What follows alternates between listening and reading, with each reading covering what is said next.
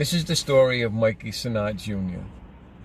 This is being provided to you by Faith with a Purpose. Faith with a Purpose consulted me, Michael Clemente, a licensed private investigator in the state of Rhode Island, to handle the investigation for them. Faith with a Purpose is located in Kentucky, and Kay Nolan is the founder and director of Faith with a Purpose. So on June 14th of 2019, Mikey Sinotte Jr. was reported missing. Interestingly enough, he was missing from North Kingstown, Rhode Island, and he had ended up in South Kingstown, Rhode Island.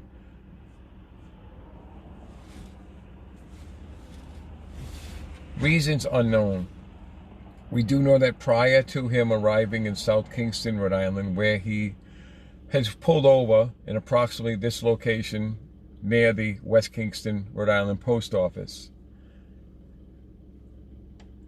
there were three officers dispatched to this area, two officers to assist a second officer who had pulled in back of Mikey Sinotte to do a welfare check. He was pulled off on the side of the road. In the North Kingstown police report, it says that the one officer who had checked on his welfare, that Mikey had stated he had pulled over to use his cell phone and that he was doing Grubhub and he had gotten lost. Well, anybody that knows Mikey Sinotte, Mikey knows that Mikey knows the area very well, so it's unlikely that he was lost. He also was not doing Grubhub, according to the affidavits from Grubhub enclosed in the police report. The initial police report was taken by North Kingstown Police Department from his mother, Ann Sinotte. That was taken the day after Michael had actually left the house. Prior to that, Michael had gone to Home Depot and bought a 15-foot dock line and had gone to Burger King and also had gone and filled his tank full of gasoline. So it was in the early morning hours on June 14th that Michael actually, the interaction with the police officers. There were three police officers, apparently, who had interacted with Michael, although the North Kingstown police report stated that only one officer in their initial report was involved. So why does South Kingstown police report say three officers? Why does North Kingstown police report say one officer? It does not mention any other officers. Was there an interaction? Was there some type of situation? Did they have to call for backup? Why did the interaction take over 20 minutes with Mikey Sinotte? The officers said that once they had cleared, they were clearing the area, that Mikey Sinotte did a U-turn and headed back toward North Kingstown. Well, how can you clearly say someone is going back to North Kingstown when there's other avenues to pursue? If he went onto this road, Kingston Road, and he did do a U-turn, there's several ways he could have went. He could have went toward Narragansett on Route 108. He could have went up to Route 1 and went back southbound toward Charlestown. He didn't necessarily have to be going back to North Kingstown. So the family and I don't understand why that was put in the report that he headed back toward North Kingstown. There's questions. There's a lot of questions. There's more questions than answers. Drive with me now, if you would. I'm going to take you down to where Mikey Sinotte's vehicle was found. So not necessarily he could have went this way or he even drove the vehicle to this location. But this is one road. This is Watson Road. This ends up going down toward the area, the parking lot where Mikey's car was found on June 17th.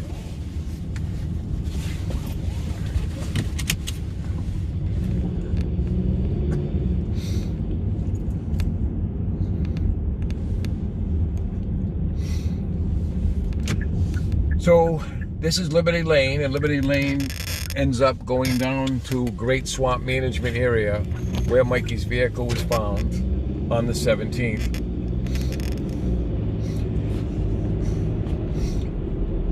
One important note I do want to mention that when Mikey's car was found and prior to it, the day of the 17th, one of the officers who was initially in the search stated in the police report, in the DEM police report, stated that he was walking his dog, exercising his dog in the Great Swamp area at the end of the management area, and observed a vehicle, a black Honda Civic, which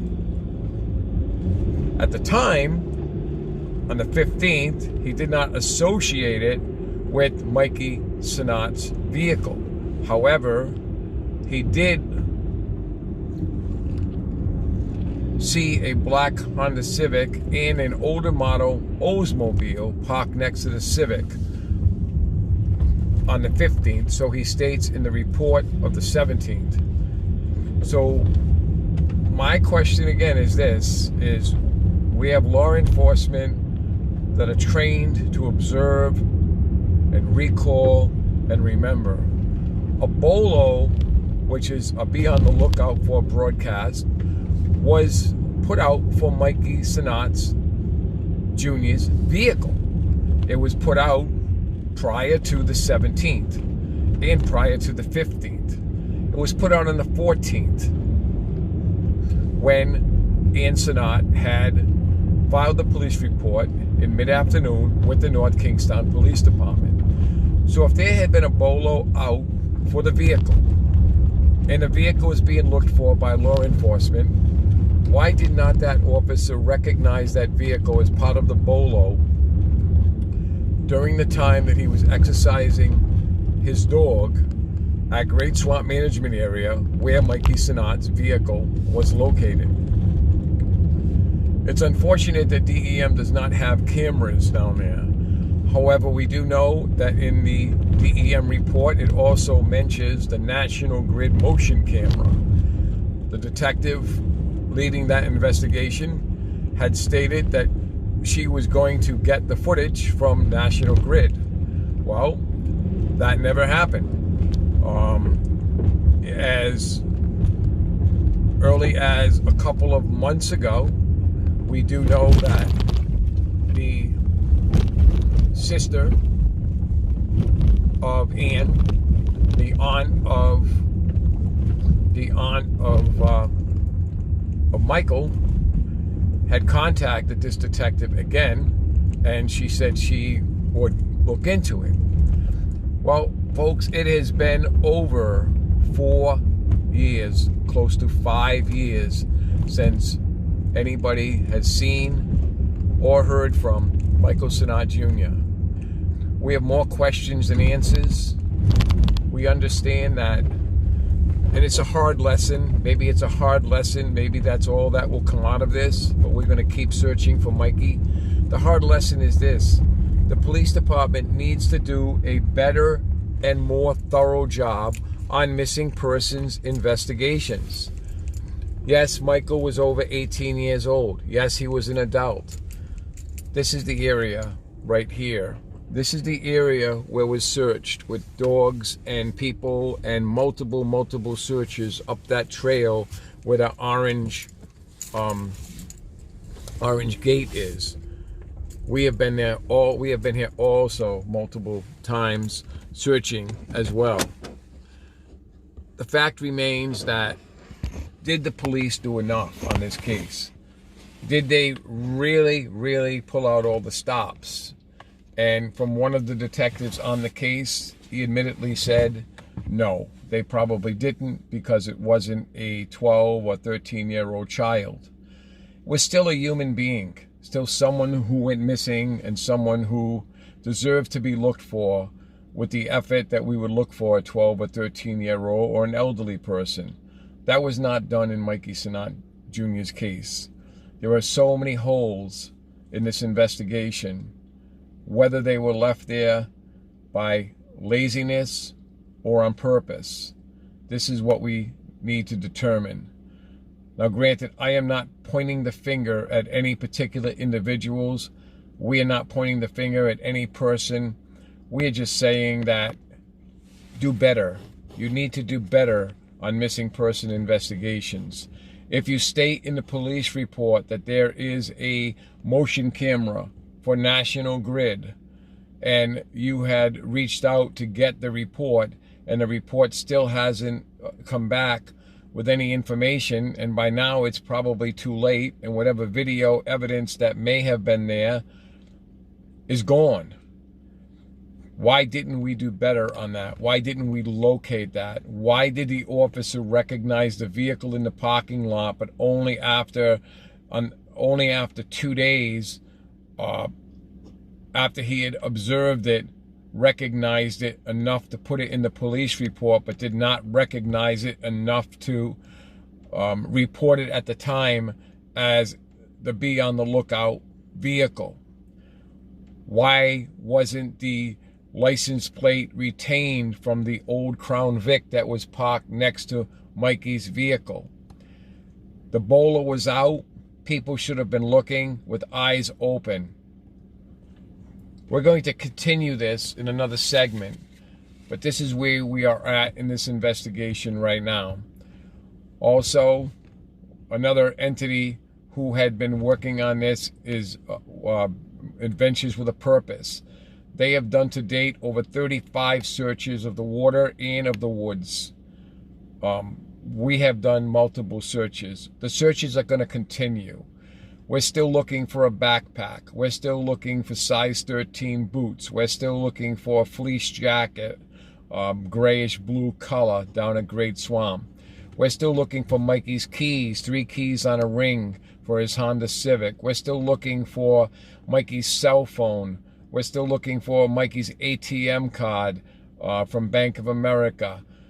There's pieces missing to this, and over thousands and thousands and thousands of hunters have walked these woods in the last almost 5 years, and there's been no sign of Michael. Some believe he's in the swamp. Some believe he wandered off to get a new life and live off the grid. Some believe that something happened to him other than what the what reports indicate, looking for a suicidal male.